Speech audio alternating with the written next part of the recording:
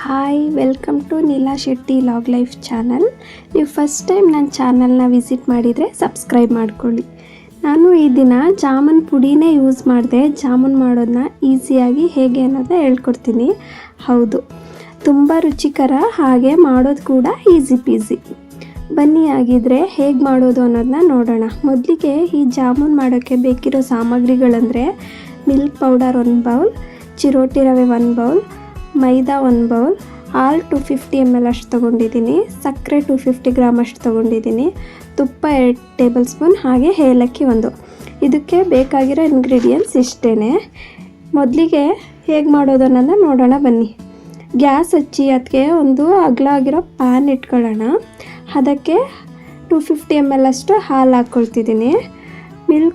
ಈ ಹಾಲು boil ಆಗೋಷ್ಟರಲ್ಲಿ milk ಪೌಡರ್ನ ಉಗುರು ಬೆಚ್ಚಗಿರೋ ನೀರು ಹಾಕಿ ಗಂಟು ಬರದಿರೋ ಥರ ಚೆನ್ನಾಗಿ ಮಿಕ್ಸ್ ಮಾಡ್ಕೋಬೇಕು. ಈಗ ಹಾಲು ಕುದಿಯುವಾಗ ಇದಕ್ಕೆ 2 ಟೇಬಲ್ ಸ್ಪೂನಷ್ಟು ತುಪ್ಪನ ಹಾಕ್ಕೊಳ್ಳೋಣ. ಇವಾಗ ಮಿಲ್ಕ್ ಪೌಡರ್ ಮಿಕ್ಸ್ ಹಾಕ್ಕೋಬೇಕು. ತುಪ್ಪ ಕರಗಿದ ನಂತರ ಈ ಮಿಲ್ಕ್ ಪೌಡರ್ ಮಿಕ್ಸ್ ಏನಿದೆ ಅದನ್ನು ಹಾಕ್ಕೋಬೇಕು. ಅದು ಹಾಕಿದ ನಂತರ 1 ಬೌಲ್ ಚಿರೋಟಿ ರವೆ ಏನಿದೆ ಅದನ್ನ ಹಾಕ್ಕೋಬೇಕು. ಈ ಚಿರೋಟಿ ರವೆ ಹುರಿದಿರಬಾರ್ದು. ಇವಾಗ ಎಲ್ಲನೂ ಮೀಡಿಯಮ್ ಫ್ಲೇಮಲ್ಲಿ ಚೆನ್ನಾಗಿ ಮಿಕ್ಸ್ ಮಾಡ್ಕೋಬೇಕು.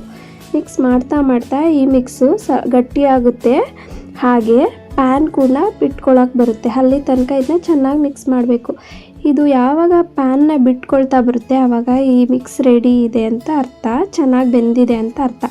ಸೊ ಪ್ಯಾನ್ ಬಿಟ್ಕೊಳ್ಳೋ ತನಕ ಚೆನ್ನಾಗಿ ಇದನ್ನು ಬೇಯಿಸಿ ನಂತರ ಇದನ್ನ ತೆಗಿಬೇಕು. ನೋಡಿ, ಇವಾಗ ಪ್ಯಾನ್ ಬಿಟ್ಕೊಳ್ತಾ ಬರ್ತಿದೆ. ನೋಡ್ತಿರ್ಬೋದು ಎಷ್ಟು ಚೆನ್ನಾಗಿ ಬಂದಿದೆ ಅಂತ. ಇದು ಇಷ್ಟಾದರೆ ಸಾಕು. ಇದನ್ನು ಕೂಲ್ ಆಗೋಕ್ಕೆ ಬಿಡಬೇಕು. ಇದು ಕೂಲ್ ಆಗೋದ್ರೊಳಗೆ ನಾವು ಶುಗರ್ ಸಿರಪ್ನ ರೆಡಿ ಮಾಡ್ಕೋಬೇಕು. ಈಗ ಶುಗರ್ ಸಿರಪ್ ರೆಡಿ ಮಾಡ್ಕೊಳ್ಳೋದು ಹೇಗೆ ಅಂತ ನೋಡೋಣ.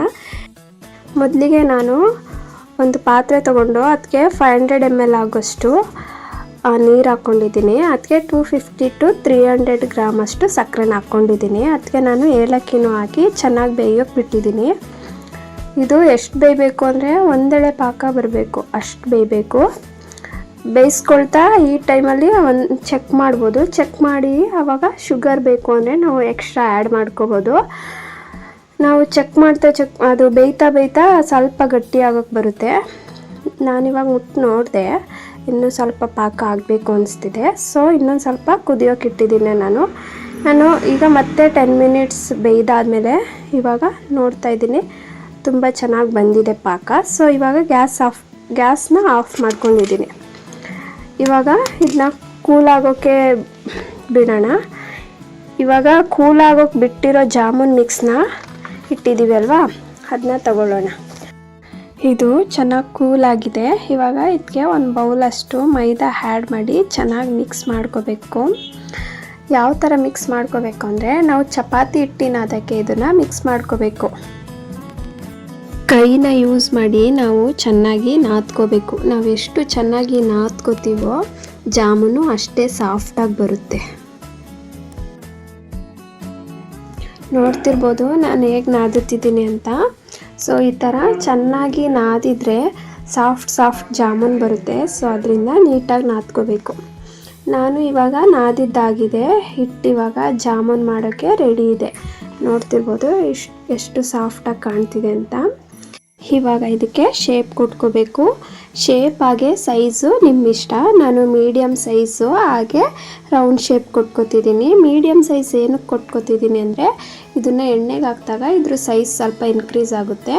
ಅದರಿಂದ ನಾನು ಇದಕ್ಕೆ ರೌಂಡ್ ಶೇಪ್ ಕೊಡ್ತಿದ್ದೀನಿ. ನಾವು ತಗೊಂಡ ಅಷ್ಟು ಕ್ವಾಂಟಿಟಿಲಿ ನಮಗೆ 25ರಿಂದ 30 ಜಾಮೂನ್ ಉಂಡೆಗಳಾಗಿದೆ. ಇವಾಗ ಇದನ್ನು ಎಣ್ಣೆಯಲ್ಲಿ ಕರಿಬೇಕು. ಸೊ ಅದಕ್ಕೆ ಎಣ್ಣೆ ಬಿಸಿ ಆಗೋಕೆ ಇಟ್ಟಿದ್ದೀನಿ. ಹಾಗೆ ಪಾಕನೂ ಕೂಡ ಬಾಯ್ಲ್ ಆಗೋಕೆ ಇಟ್ಟಿದ್ದೀನಿ. ಯಾಕೆ ಅಂದರೆ ಪಾಕದಲ್ಲಿ ಒಂದು 10 ನಿಮಿಷ ಜಾಮೂನ್ ಹಾಕಿ ಬಾಯ್ಲ್ ಮಾಡೋದ್ರಿಂದ ಸಿರಪ್ ಚೆನ್ನಾಗಿ ಜಾಮೂನ್ ಒಳಗಡೆ ಹೋಗುತ್ತೆ. ತಿನ್ನೋಕ್ಕೆ ಜ್ಯೂಸಿಯಾಗಿ ಟೇಸ್ಟಿಯಾಗಿರುತ್ತೆ. ಇವಾಗ ಎಣ್ಣೆ ತುಂಬ ಕಾಯಿಸ್ಕೋಬಾರ್ದು. ಚೆನ್ನಾಗಿ ಕಾದ್ಮೇಲೆ ಮೀಡಿಯಮ್ ಫ್ಲೇಮಲ್ಲೇ ಒಂದೊಂದೇ ಜಾಮೂನ್ ಉಂಡೆನ ಚೆನ್ನಾಗಿ ಎಣ್ಣೆಗೆ ಹಾಕಬೇಕು. ನೋಡ್ತಿರ್ಬೋದು ಎಷ್ಟು ಚೆನ್ನಾಗಿ ಬರ್ತಿದೆ ಅಂತ. ಎಣ್ಣೆಗೆ ಹಾಕಿದ್ಮೇಲೆ ಸೈಜ್ ಕೂಡ ಇನ್ಕ್ರೀಸ್ ಆಗ್ತಿದೆ, ನಿಮಗೆ ಗೊತ್ತಾಗ್ತಿದೆ. ಮೀಡಿಯಮ್ ಫ್ಲೇಮಲ್ಲೇ ಗೋಲ್ಡನ್ ಬ್ರೌನ್ ಬಣ್ಣ ಬರೋವರೆಗೂ ನಿಧಾನಕ್ಕೆ ಇದನ್ನು ಚೆನ್ನಾಗಿ ಫ್ರೈ ಮಾಡ್ಕೋಬೇಕು. ನೋಡಿ ಈ ಥರ ಬಣ್ಣ ಬಂದರೆ ಸಾಕು. ಇದನ್ನು ಇವಾಗ ಎಣ್ಣೆಯಿಂದ ತೆಗಿಯೋಣ. ನೋಡ್ತಿರ್ಬೋದು ಒಂದು ಉಂಡೆ ಕೂಡ ಒಡೆದಿಲ್ಲ, ಹಾಗೆ ಸೀಳಿಲ್ಲ, ಎಷ್ಟು ಚೆನ್ನಾಗಿ ಬಂದಿದೆ ಅಂತ.